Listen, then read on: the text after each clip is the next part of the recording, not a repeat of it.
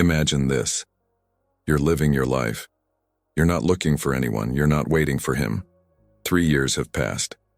He chose someone else. He built a life with it. But then your phone rings. It's him. I made a mistake. It was always you. And something inside you recognizes that moment. He didn't just come back, he chose you again. But there is a problem. He is still committed, and yet something in his presence pulls you in. Or maybe something in you responds to his energy. You didn't start this, but now you're here. And the question echoes, what does it really mean when a committed man chooses you for the second time? We go deeper, not with judgment, but with truth. Because according to Carl Jung, this is not about romance. It's not even about you. It's about him and what's not resolved within him. It's about patterns that repeat themselves. It's about projections. It's about shadows. And you need to understand this before you open the door again. 1. The pattern of return. When someone comes back a second time, it's rarely because they've discovered something new about you. In fact, it's because something inside him has remained exactly the same. Jung said that human beings live trapped in cycles, repeating the same emotional movements until something profound is resolved. This return is not about you becoming irresistible. It's about him being stuck in a loop that he himself doesn't understand. Think of it as a song that plays in his head nonstop. He may have tried to turn it off. He may have been distracted by another melody, but that first song is still there, playing softly in the background. And when life gets too quiet, when the current relationship doesn't fill certain voids, that music comes back with full force. But this song is not you. It's your idea. It's the feeling he associated with you. It's the emotional memory of how he felt when he was around you. It may have been freedom, it may have been adrenaline, it may have been the feeling of being seen in a way that he no longer feels.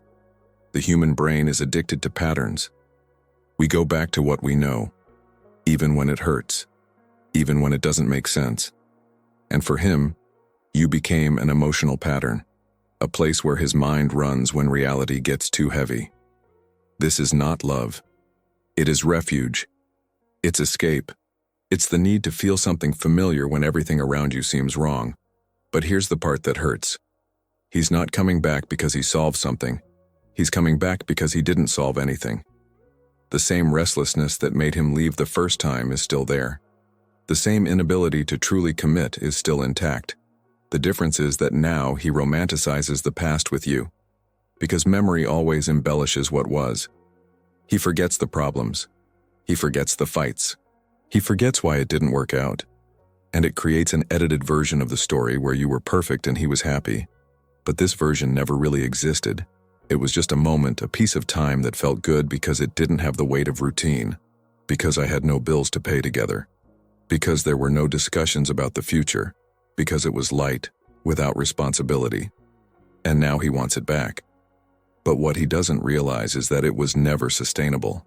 It was good precisely because it was temporary. Because it had an end. Because it wasn't real. Jung called this projection. When we project onto a person everything we want to feel without seeing who he really is.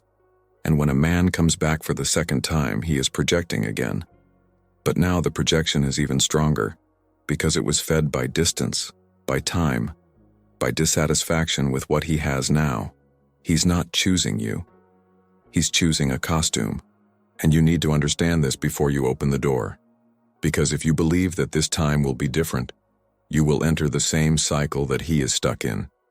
And he will discover months later that nothing has changed. That he remains the same. That you remain the refuge, not the home. The pattern only breaks when there is awareness. And if he hasn't done the inner work, if he hasn't looked inside and understood why he does what he does, then he's going to repeat it all over again. With you, with her, with the next one. Because the problem has never been external. It has always been internal. And no woman will fix what's broken inside him. 2. What he's really running from. The first thing you need to understand is that when someone committed comes to you, they are not running towards you. He's running away from something. Jung said that the human unconscious runs away from what hurts before seeking what heals. And this man is running away. But of what? Most of the time he is running away from the reality that he himself has built, of the relationship that became automatic, of the routine that killed the desire, the feeling of being trapped in a life that seemed right on paper, but that no longer touches the heart. He looks at his partner and feels nothing else. Not because she has changed, but because he has changed. Or maybe because he was never honest about what he really wanted from the start. And instead of facing it, instead of having the difficult conversation, instead of breaking up or trying to fix it for real, he runs away. For you. Because you represent the opposite of everything that has become heavy in his life. You're new again. You are excitement. You are the possibility of feeling alive without having to do the hard work of reliving what died in the current relationship. But there is another, deeper layer. He is also running away from himself, of his version that has aged, that he was too responsible, that has lost spontaneity. When he's with you, he feels like he's back to who he was before. Younger, freer, more interesting. It's like you're a portal to an old version of him that he misses, but that version no longer exists, and pretending that it exists doesn't change anything. Jung said that running away from the shadow only makes it grow, and his shadow is huge. It is made up of unfulfilled commitments, of broken promises, from parts of himself that he rejected to fit what was expected of him. Marry, stabilize, be predictable.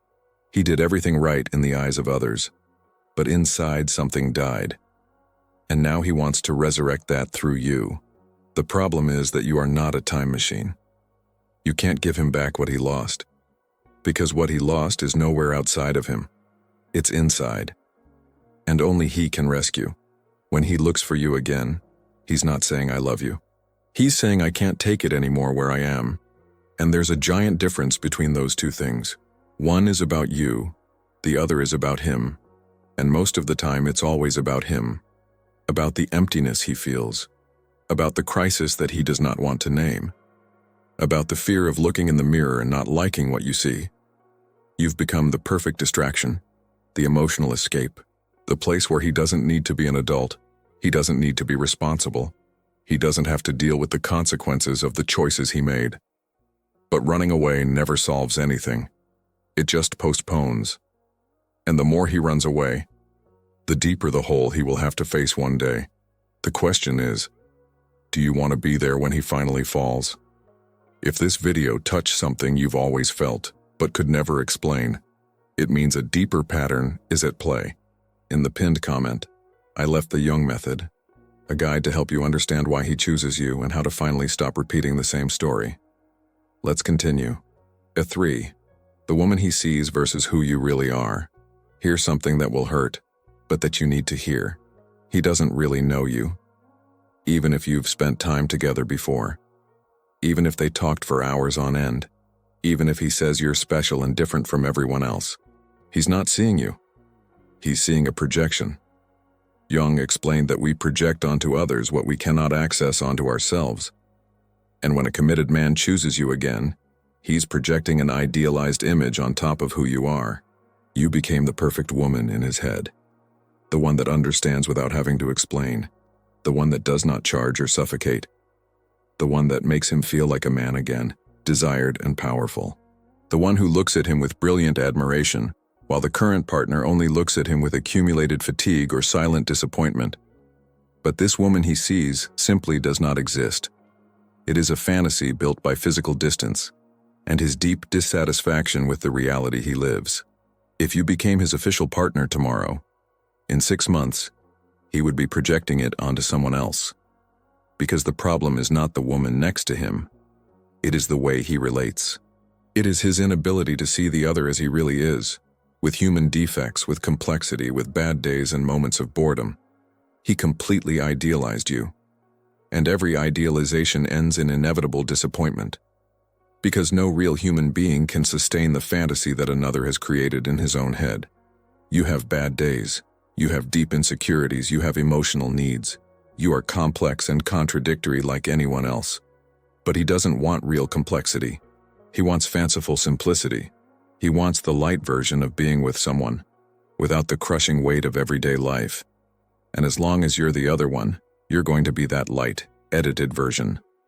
But if one day you become the main one, the lightness disappears like smoke, and he will look for another one to reproject all this fantasy. The hard truth is that he doesn't really love you. He loves how he feels when he's with you. And that's completely different. To truly love someone is to see the flaws all exposed and choose to stay anyway. It is to see the complete reality, naked and imperfect, and not to run away. But he doesn't do that. He runs away from his heavy reality and hides in the comforting fantasy he has created about you. And you, without fully realizing it, feed this fantasy. Because when it appears, you also perform an improved version of yourself. You don't show the accumulated tiredness. You don't show the irritation of the bad day. You don't show the real and complicated problems in your life. You two are living a well-rehearsed theater, and theater does not become sustainable real life. Sooner or later, heavy curtains fall, and when they fall, he'll see who you really are behind the character, and you'll see who he really is without the filters of desire, and probably neither of them will like what they find there. Jung said that we only really love when we stop projecting fantasies, when we see the other emotionally naked, without romantic illusions, without social masks, without childish idealizations. But this requires deep emotional maturity, and a man who repeatedly returns to his mistress while engaged has not yet reached that necessary maturity. 4. The unconscious attraction. There is something going on beneath the surface that none of you are controlling. Jung called these the archetypal forces of the unconscious.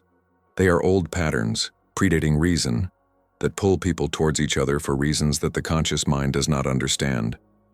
When he chooses you again, it's not just a rational decision. It is a magnetic force that he feels, but does not know how to explain. Something about him recognizes something in you, and this goes beyond physical attraction. It is psychic attraction. You carry something that completes an unconscious part of it. Maybe it's an energy that the current partner no longer has. Maybe it's a way of being that he has lost touch with himself. Maybe you represent a rejected part of his personality that is screaming to be seen. Jung said that we fall in love with people who carry the parts we deny in ourselves. If he has become too serious, too controlled, too rigid, you may represent the spontaneity he has killed within himself. If he feels stuck in the rut, you represent freedom and possibility. If he feels invisible in the current relationship, you represent being truly seen. But this attraction isn't about true love. It's about psychological complementation. It's his unconscious trying to balance itself through you, trying to find outside what you lost inside. The problem is that this never works in the long run, because you can't load parts of it that it needs to integrate on its own. No one can do this inner work for anyone. And when the unconscious attraction wears off, when the novelty evaporates as it always does, what is left? Most of the time, nothing sustainable. Because the basis was illusion. It was a need disguised as a deep desire. It was empty, looking for external filling. And there is another side of this coin that you need to face. You are also being pulled by unconscious forces. Something in it activates something in you that was asleep or injured. Perhaps the old need to be chosen and validated. Perhaps the powerful fantasy of being so special that someone leaves everything for you. Maybe the compulsion to save, to be the woman who finally makes him happy when no one else could. These are all old wounds manifesting, and when two people meet through wounds, not through actual healing, the result is always destructive. Jung warned that relationships built in the unconscious are relationships of emotional dependence, not mature love.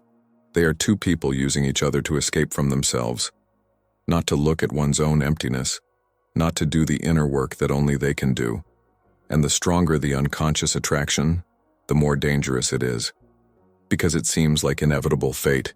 It feels like a deep, unbreakable connection. It seems that you are made for each other forever. But in truth, you are just stuck in the same destructive pattern. And standards lead nowhere. They only spin in repetitive circles until someone has the courage to stop.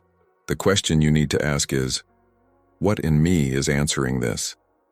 What part of me feels alive when he appears?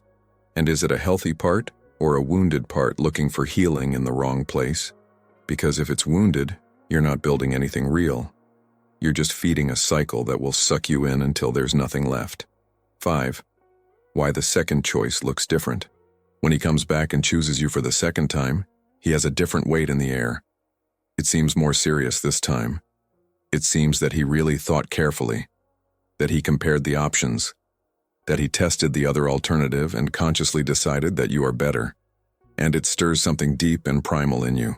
The powerful feeling of having won an invisible competition. To have been chosen not for lack of option, but after a real and time-consuming comparison. But Jung would say that this is the most dangerous trap of all, because you shouldn't be competing from the start. And if you're competing for a man, you've already lost something essential in the process. He lost dignity. He lost self-respect. She lost the clarity that her value does not depend on being chosen by anyone. The second choice seems more intense because it comes loaded with accumulated drama. It has a shared history. There is painful separation. He misses that he grew and gained strength. It has the romantic narrative of love that overcame impossible obstacles. And our brains love a good dramatic story, especially when we are the main heroine of this narrative. But take away the emotional narrative. Take away all the built drama. What is really left when you look clearly? A man who can't really make up his mind. A man who is with someone and yet looks for you in the shadows. A man who will probably do the exact same thing again in the future because his destructive pattern has not been broken. Nothing has changed internally in him. The emotional intensity you feel is not proof of true love. Often it's just proof of emotional chaos, of relational instability, of people who confuse constant turbulence with deep passion. Jung observed that the more unconscious a relationship is, the more intense it appears on the surface. Because there is no mental clarity, there is no inner peace. There's only adrenaline running through your veins, constant insecurity, and the emotional roller coaster that is addictive like drugs. And you can be addicted to it all without consciously realizing it. Addicted to the powerful feeling of being desired by someone who shouldn't want you. Addicted to the inherent danger of the situation. Addicted to daily uncertainty. Because absolute certainty is boring and predictable. Certainty does not speed up the heart like doubt does, but uncertainty keeps you alert and anxious at all times. And you interpret that anxiety as intense love, when in fact it's just pure anxiety. The second choice also looks different because now you know the bitter taste of losing it. And that artificially increases his value in your mind. We value much more what we almost completely lost. It is basic psychology of human behavior. But valuing someone for the pain of loss is not the same as loving someone for the quality of their presence. It is to love temporary relief. It's loving not to feel that lack that hurt anymore. And that doesn't build anything solid at all. In addition, he has an inflated ego. Being chosen again feeds the ego in an extremely powerful way.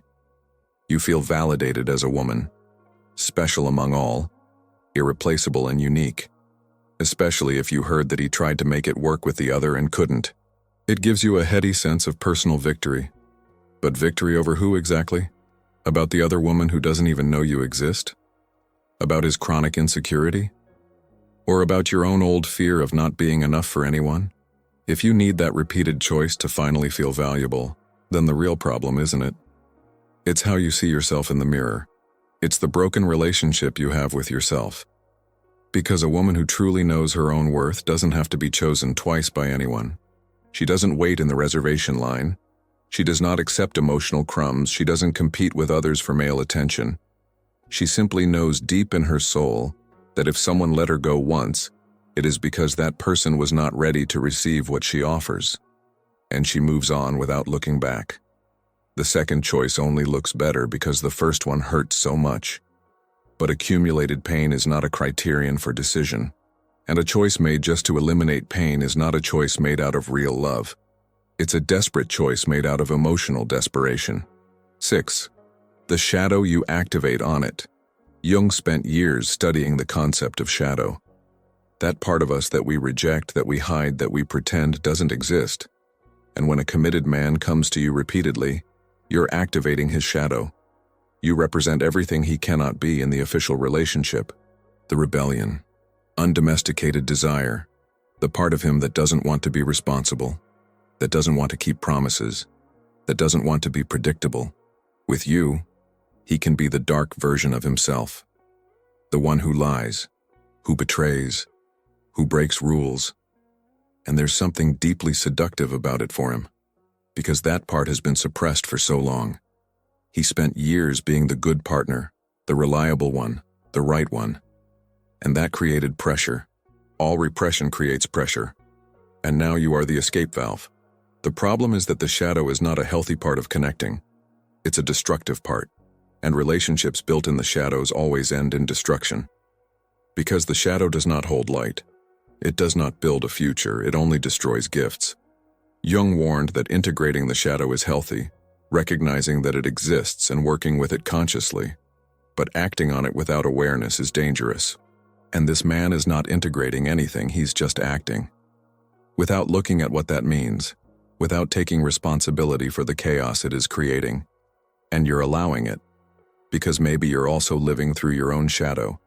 The part of you that likes the forbidden, who likes to be desired in an intense and secret way, who likes the dramatic story she can tell herself, who likes to feel powerful for having what another woman can't handle. These are all manifestations of the feminine shadow, the woman who competes, the one that challenges, the one that transgresses moral limits to prove something to itself.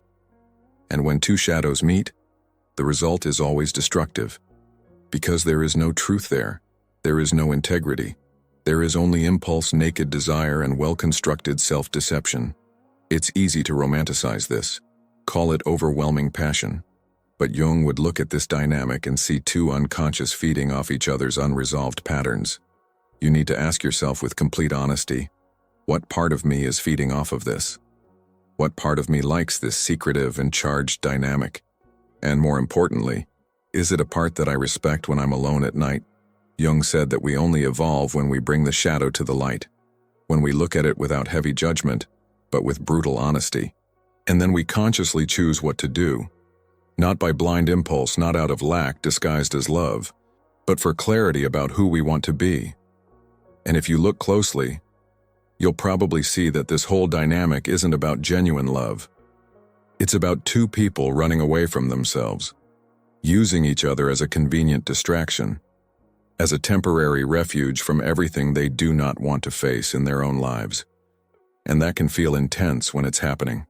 It may seem profound and meaningful, but it is not.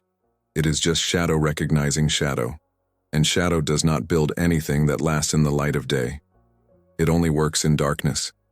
And you deserve more than living in hiding. 7. What it reveals about you. Now let's talk about the part that no one really wants to hear. What does it mean when you accept being chosen for the second time by a man who is committed to someone else? What does this say about you and how you see yourself? Jung was ruthless on this particular point. He said that there is no completely innocent victim in unconscious dynamics. There is always a choice being made by both parties, even when it seems like there's no choice at all, and you are consciously choosing or not. You are choosing to believe that this time it will be different than it was before. It is choosing to ignore all the glaring red lights. You are choosing to accept much less than you truly deserve as a human being. Why do you do this? Because there is something deep in you that believes that this is the most you can have. A hidden part of you doesn't truly believe that you deserve someone available, someone free, someone who chooses you without all this heavy drama, without guilt involved, without division of attention. And as long as you believe this deep in your soul, you will continue to attract exactly this kind of destructive situation. Jung called this the repetition compulsion. We repeat the same painful emotional dynamics until we finally learn the hidden lesson, until we look inside with courage and understand what in us is magnetizing all this. Maybe you grew up in an environment where you felt like you had to compete for love and attention, that she constantly needed to prove that she was good enough to be loved, that she needed to be chosen by someone to finally have value as a person. And now, as an adult and graduated, you are reproducing exactly this old pattern, waiting for a man to validate you externally, hoping that his choice will make you feel complete and whole inside. But no external choice will fill an internal void that has existed for years, never filled it before. It will never fill in the future. Another real possibility is that you secretly enjoy the position of being the other woman, because it's emotionally safe in a way, because it doesn't require true commitment on your part either, because you can have intense emotional connection without all the heavy responsibility of shared real life, without having to deal with the common day-to-day, with the bills at the end of the month, with the banal couple fights, with the domesticated routine that kills all the romantic glow. You are left with only the good and exciting part, and it throws all the difficult and boring part for the other woman to carry alone. And it suits you more than you admit to yourself, even if you swear you want more, even if you say you dream of a real relationship. Because if I really wanted to, genuinely, I would have left a long time ago.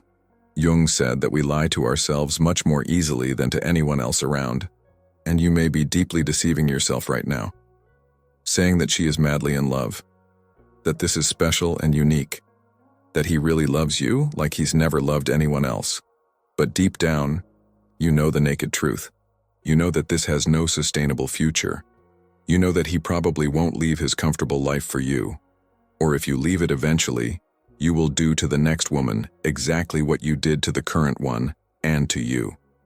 Because the destructive pattern is within it, and it's inside you too. And as long as none of you look inward with brutal honesty and break the cycle consciously, you will continue to dance this destructive dance indefinitely. Accepting to be the second choice, accepting emotional crumbs, accepting being hidden and socially invisible. All this reveals a deep and old wound of lack of self-worth.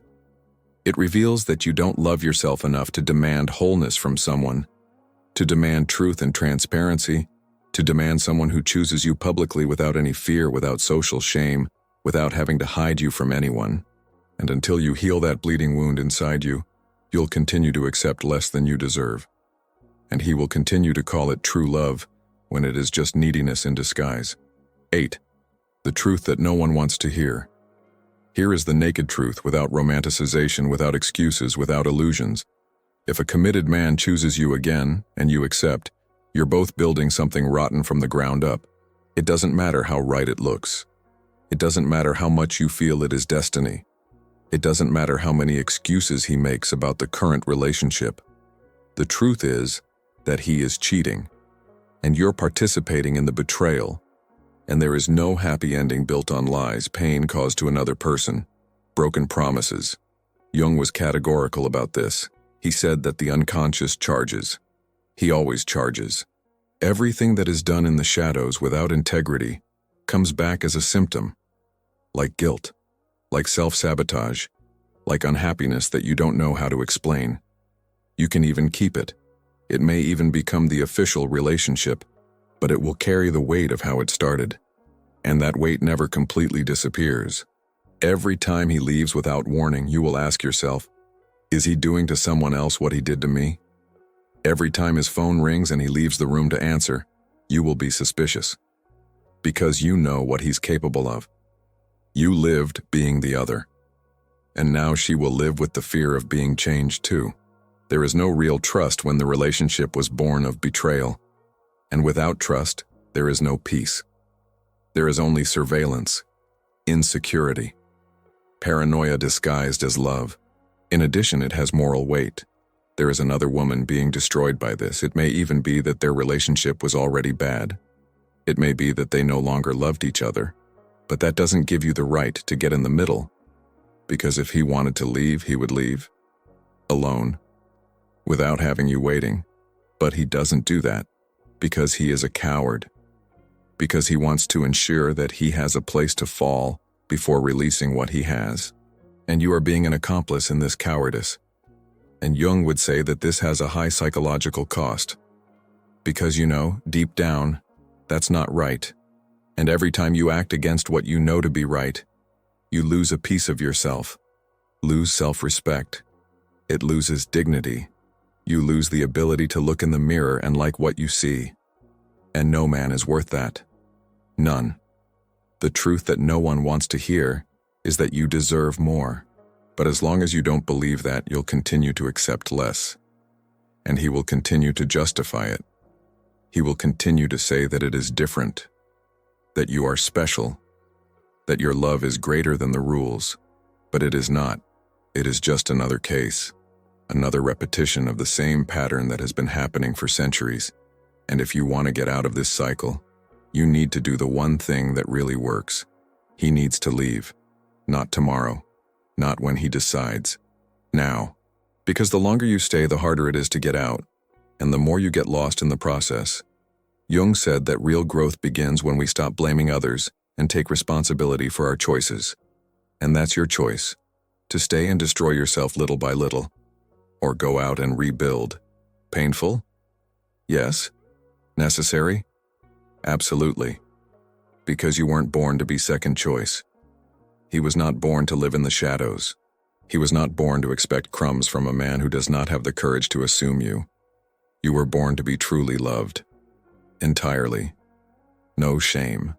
Without hiding. And until you believe that, you'll continue to accept the opposite. The choice is yours. It always has been.